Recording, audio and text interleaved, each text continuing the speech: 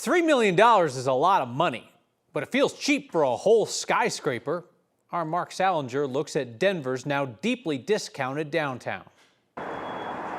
In the middle of downtown Denver, We closed April 1st. two skyscrapers on 17th Street have a new owner. About $3.2 million for both buildings. Asher Lozado just bought them for more than 90% off what they were worth just 6 years ago. These buildings were probably worth close to $200 million in 2019. And that is where Denver's commercial real estate market stands right now when it comes to office space. Oh, I've seen empty buildings. I've walked through empty buildings. When the pandemic pushed people home, Denver's offices were left empty.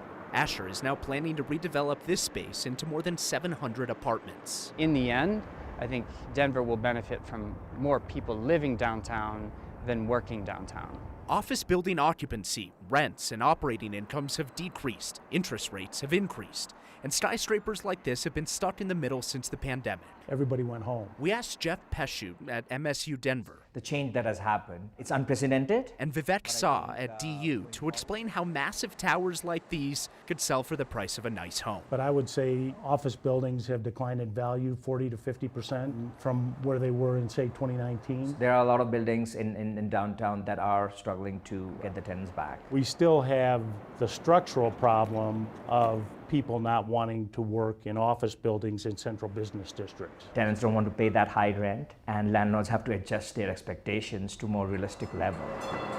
The future of downtown offices looks different these days. You're never going to get back to, in my opinion, the occupancy that existed before COVID. It's a future that also gives new opportunities for Denver's tallest buildings. The uncertainty and distress is forcing sales on terms that are unprecedented. But I think once we get through this moment, we'll find footing at a higher level again. So we talked about those two buildings selling for $3 million compared to what they did or what they were worth, about $200 million just 6 years ago. But you have to remember that converting an office building to residential apartments isn't easy. It'll take tens of millions of dollars, if not more, to do that. It's a long-term investment, but one that developers like Asher there hope will pay off. So downtown vacancies are a Denver problem, but are they a Denver problem? Yeah, we're seeing this across the country. So Denver's occupancy rate around 25 to 30% that are empty. You look at places like Seattle, Austin, San Francisco, they actually have higher Vacancy rates, exactly, than Denver, for example. But those all have one thing in common, in that they have a lot of tech companies that are there. Sure. They send a lot of people to work from home, haven't come back to the office, then they have high vacancy rates. Yeah, it no doubt is a problem in Denver, right? Because you've got a downtown core that's dependent on folks being there. Mark Exactly. Salinger, thank you.